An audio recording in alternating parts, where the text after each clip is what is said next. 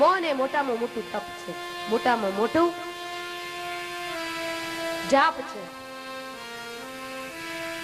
જ્યાં બેઠા હો ત્યાં મૌન રાખવું અને મૌન રાખ્યા પછી શું કરવાનું? હાથમાં હરિનું કામ, ઘરનું કામ એમ માનવાનું કે અમે ભગવાનનું કામ કરીએ છીએ અને મોઢામાં પ્રભુનું નામ.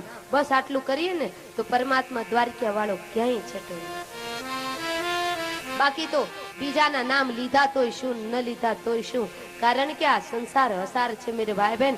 અંત ઘડીએ નારાયણનું નામ યાદ આવશે અને નારાયણ આપણી સહાય કરવા માટે આવશે. સંસારી કોઈ સહાય નહીં કરવા માટે આવે. સંસારીઓ તો બધા સ્વાર્થીઓ અંત સમયે ભેગા મળીને વિટળાઈ જશે કે ક્યારે આ ફજેતીના શરીરમાંથી પ્રાણ જાય અને ક્યારે એની જમીન હાથમાં આવી જાય.